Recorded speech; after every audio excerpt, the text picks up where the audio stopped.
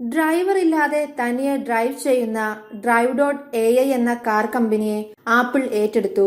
അടച്ചുപൂട്ടലിന്റെ വക്കിലെത്തി നിന്ന കമ്പനിയെ ആഴ്ചകൾ മാത്രം നീണ്ടുനിന്ന ചർച്ചകൾക്കൊടുവിലാണ് ആപ്പിൾ ഏറ്റെടുത്തത്. സ്വന്തം രഹസ്യ ഡ്രൈവർ ഇല്ല കാർ പദ്ധതി ടൈറ്റന് ഒരു ഉണർവ് നൽകാൻ കൂടെയാണ് ആപ്പിളിന്റെ ഈ നീക്കമെന്ന് കരുതുന്നു. 2015 സ്റ്റാൻഫോർഡ് സർവകലാശാലയിലെ മെഷീൻ ലേണിംഗ് വിഭാഗത്തിലെ ചില ഗവേഷകർ ചേർന്ന് രൂപം നൽകിയതാണ് drive.ai. ഒരു വർഷം മുൻപ് സ്വയം സഞ്ചരിക്കുന്ന കാർ മേഖലയിലെ വളരെ മികച്ചൊരു സ്റ്റാർട്ടപ്പ് കമ്പനിയായിരുന്നു drive.ai. തുടക്കത്തിൽ ടെക്സിസാസിനുള്ളിൽ ഷട്ടിൽ സർവീസുകളായിരുന്നു കമ്പനി നടത്തിയിരുന്നത്.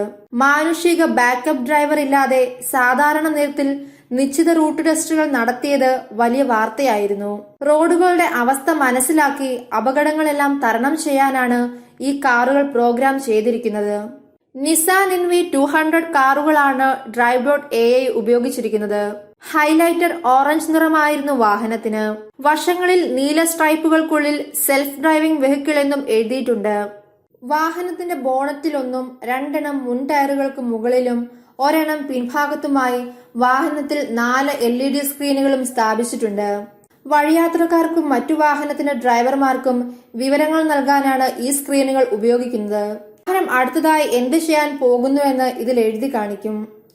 എന്നാൽ ഒട്ടും പ്രതീക്ഷകൾ നൽകാത്ത ഈ മേഖലയിൽ നിലനിന്നു പോകാൻ ഇതുമാത്രം മതിയാവുമായിരുന്നില്ല.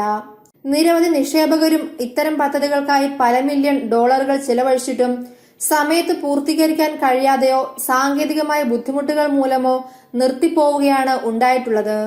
അത്തരം ഒരു അവസ്ഥയുടെ വക്കിൽ നിന്നും ആപ്പിൾ ഏറ്റെടുത്ത drive.ai കൊണ്ട് തങ്ങളുടെ രഹസ്യ സംരംഭമായിരുന്ന ടൈറ്റൻ മെച്ചപ്പെടുത്തിയെടുക്കാനുള്ള ശ്രമത്തിലാവും ആപ്പിൾ. ലോകവ്യാപകമായി 5G സംവിധാനങ്ങൾ നടപ്പിലാക്കുന്ന സാഹചര്യത്തിലാണ് ആപ്പിളിന്റെ ഈ നീക്കം.